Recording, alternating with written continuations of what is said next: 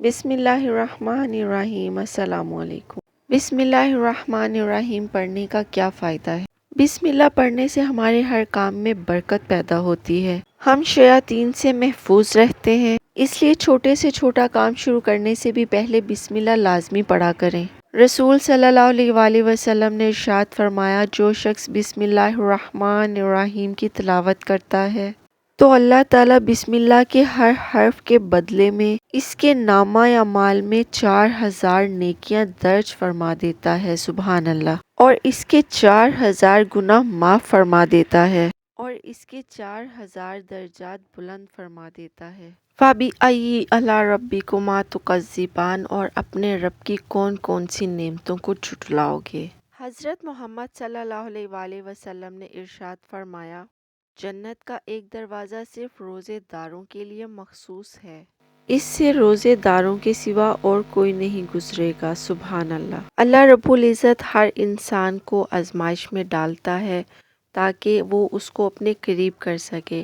اگر آپ کی بھی آزمائش سخت سے سخت تر ہو رہی ہے تو ممکن ہے آپ محبت کی منزلیں طے کر رہے ہوں، ممکن ہے آپ اللہ کے محبوب بندوں کی فہرست میں گردانے جانے لگے ہوں۔ تکلیف ملتی ہی اس لیے ہے تاکہ ہم سمجھ سکیں کہ جو درد ہمیں اپنی بساط سے زیادہ لگتا وہ دراصل ہمارے حوصلوں کی حدود کے اندر ہوتا ہے، اور ہم اسے پہچان نہیں پاتے، بس تکلیف کی ذرا سی شدت پر ڈھہ جاتے ہیں۔ جب وہ مدد کرنے پر آتا ہے تو سمندر میں بھی راستہ بنا دیتا ہے، اور تم کیوں مایوس بیٹھے ہو کہ وہ تمہاری مدد نہیں کرے گا؟ تم بس یقین کامل رکھو کہ تمہاری زندگی بدل دے گا۔ جو رب اتنی بڑی کائنات کو اکیلے چلا رہا ہے، جس کو ذرے ذرے کی خبر ہے، تو کیا وہ تمہارے مسائل حل کرنے کی قدرت نہیں رکھتا ہے؟ ہر دعا قبول ہوگی، بس مانگنا اور یقین نہ چھوڑنا۔ رزق کی کشادگی اور برکت کے لیے سورۃ مزمل، سورۃ واقعہ۔ تیسرا وظیفہ یہ ہے کہ روزانہ سورۃ فاتحہ، سورۃ اخلاص، سورۃ فلق، سورۃ ناس، آیت الکرسی، درود شریف۔ استغفر اللہ العظیم، یا وہاب، یا رزاق، یا کریم، یا غنی، یا مغنی، یا فتاح، یا واسع، یا رحمان، یا رحیم پڑھنا شروع کر دیں، اور ان سب کو 7 بار پڑھنا ہوگا، اور آخر میں درود شریف پڑھنا ہوگا۔ جب بھی اور جس بھی مقصد کے لیے آپ وظیفہ کریں تو وظیفہ کے ساتھ ساتھ اپنی دعاؤں کے اوقات بھی بڑھا دیں۔ اللہ سبحانہ و تعالیٰ سے بات کیجئے، دعا کیجئے، گڑ گڑائیے، روئیے اپنے مقصد کے حصول کے لیے۔ بے شک وہ دلوں کے راز بہتر جانتا ہے۔ اللہ سے محبت کیسے ہوتی ہے؟ مختصر یوں کہوں گی کہ ہم اس رب کی نافرمانی کرتے ہیں، اس سے نا امید ہو جاتے ہیں اور سوچتے ہیں کہ اللہ سے محبت ہو جائے۔ ایسا نہیں ہوتا۔ محبت کے 2 ہی قرینے ہیں، ادب پہلا قرینہ ہے محبت کے قرینوں میں سے۔ اور کیا آپ جانتے ہو ادب کسے کہتے ہیں؟ جس سے محبت کی جائے، اس کا ہر حکم بجا لایا جائے۔ وفا دوسرا قرینہ ہے محبت کے قرینوں میں، کہ جس سے محبت کی جائے اس کے ساتھ کسی کو شریک نہ ٹھہرایا جائے، کیونکہ جہاں ادب ہوتا ہے وہاں نافرمانی جنم نہیں لیتی، اور جہاں وفا آ جائے وہاں محبوب کے سوا کسی کی طلب نہیں رہتی۔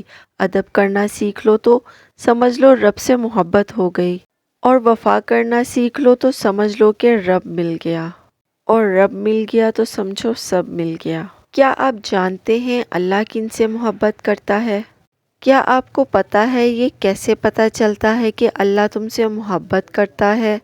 جب گناہ کے فوراً بعد تمہارا ندامت بھرا ضمیر تمہیں توبہ تک لے آئے، جب مایوسی کے بعد کوئی طاقتور معجزہ کا خیال تمہیں واپس خدا تک کھینچ لائے، جب ہار کر تم گرنے ہی والے ہو تو اچانک سے تمہارے ذہن میں تہجد کی ترکیب آ جائے، جب رفتہ رفتہ حالات اتنے خراب ہو جائیں کہ تمہارا بے نمازی دل تمہیں سجدوں کی طرف کھینچ لائے، جب وقت سے پہلے تمہاری دعاؤں کی حقیقت تم پر کھول دے اور تم بچ جاؤ، جب سب کچھ تمہارے ہاتھ سے نکل جائے، صرف تم رہ جاؤ اور تمہارا اللہ رہ جائے، تو سمجھ لینا کہ تمہارا اللہ تم سے پیار کرتا ہے۔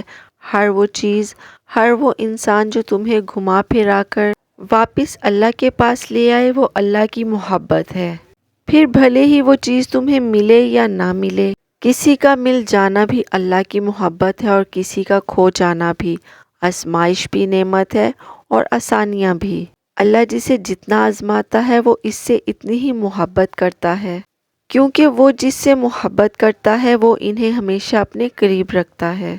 और जब अल्लाह हमें अपने करीब रखता है तो वो नहीं चाहता कि हम उसकी मोहब्बत से गाफिल हों, उसकी रहमत से मायूस हों। ये जो मैं आपको तस्बीह बताने वाली हूँ वो एक करामाती तस्बीह है। आप उसको जुम्मा के दिन पढ़ सकते हैं और चाहें तो अपने रोज़मर्रा की ज़िंदगी के जो अज़कार हैं उसमें भी शामिल कर सकते हैं। हुवल्लाहिल्लाज़ी ला इलाहा इल्लल्लाहु जुम्मा के दिन 266 मरतबा खलवत में पढ़ने से हर मुश्किल से मुश्किल आसान हो जाए, चाहे जितनी भी मुश्किलात दरपेश हों इंशाअल्लाह।